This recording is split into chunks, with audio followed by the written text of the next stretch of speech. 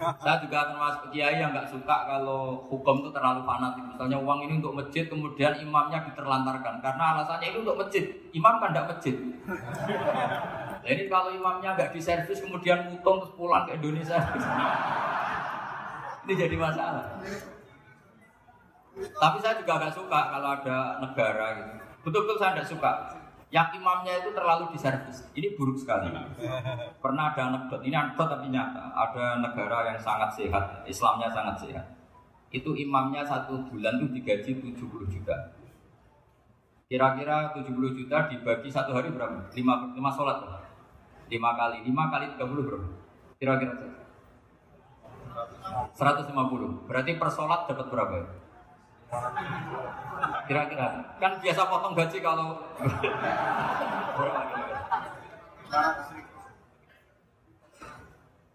singkat cerita si kiai dari luar negeri tadi cerita apa Indonesia kiainya miskin-miskin datang ke masjid kan kadang pakai ontel adzan sendiri komat sendiri sholat sendiri itu nasib orang-orang Sragen dan Salatiga sebagian itu yang lapor karena mereka itu. Kalau Rembang insya Allah enggak.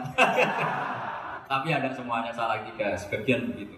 Itu yang cerita kiainya, bukan ini bukan hoax. Memang kiainya cerita nasib kiai di Salatiga katanya.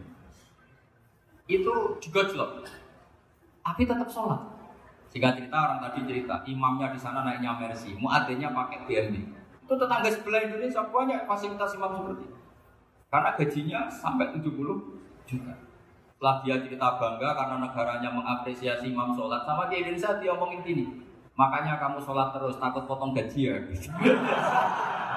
Itu kagetnya bukan main dia. Dikira itu satu sifat kelebihan negaranya, ternyata buruk sekali karena imam sholat karena takut potongan gaji. Akhirnya di Indonesia bangga, alhamdulillah kita sholat tambah gaji dan tetap sholat. Keren mana yang digaji sama Anda? Ini yang di atas ini banyak calon imam. Tidak keren mana imam yang digaji sama Anda? Kerennya enggak. Tapi kalau pertanyaannya dibalik, keren mana jamaah yang peduli imamnya sama yang enggak peduli? Jadi jawabannya harus tetap seperti itu. Imamnya keren yang ikhlas, tapi jamaahnya keren yang peduli imamnya. Jelas ini ya fatwa saya. Gimana? Imamnya baik yang ikhlas, tapi jamaahnya baik yang peduli nasib. Nah, tapi sekali imam dari awal gak ikhlas itu harus dibelakang. Itu bahaya bagi agama kalau awalnya sudah ada. Nah, karena nanti setelah habis subuh terus dihitung. Oh, setahu saya sholat terus kok kenapa gajinya tinggal segini? Ya, setahu saya sholat terus kok gajinya tinggal segini. Terus nanti takmirnya bilang kemarin duhur Pak Yai dan imamin, kemarin asar dan imamin, terus dihitung.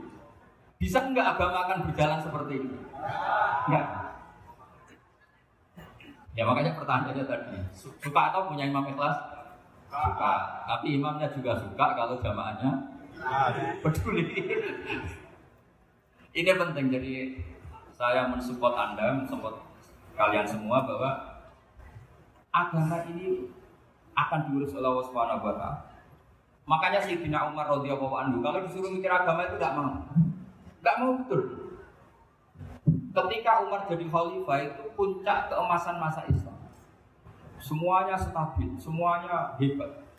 Sampai Irak, Iran zaman itu Persia masih, semuanya Mesir, itu semuanya ikut Islam. Ketika Islam pada puncaknya, yang dikhawatirkan oleh masyarakat adalah begini. Lalu setelah Umar itu bagaimana? Islam setelah dipimpin orang yang tangguh, yang kuat, yang waroi, yang zuhud. Lalu setelah Umar itu gimana? Tapi Umar disuruh mikir gak mau. Sampai setiap Abdullah bin Umar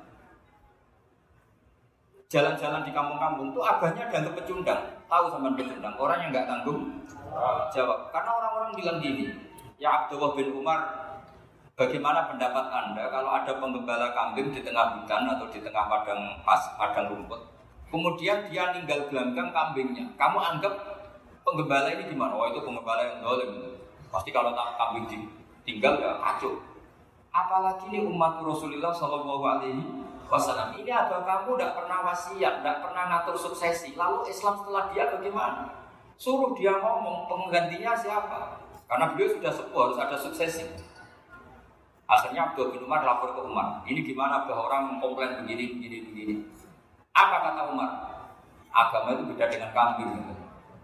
Agama itu milik Allah Subhanahu. Mbok saya pikir, tidak saya pikir tetap jalan. Nah, ini terbukti dengan ulama yang enggak, mufti yang enggak, tapi bisa menjalankan agama. Kalau agama sampai pikir malah rusak. Sudah pokoknya lakukan saja, tidak usah pikir. Akhirnya betul. Karena agama ini milik Allah. Soal kita serius memikirkannya itu karena hikmah, karena kita ingin berbakti pada agama. Tapi Anda tidak boleh berpikir kalau agama ini butuh pemikiran beda ya. Kita khidmah agama serius karena kita ingin mengkhidmati agama. Tapi agama ini tidak pernah butuh kita, karena agama ini akan diurus oleh Allah Subhanahu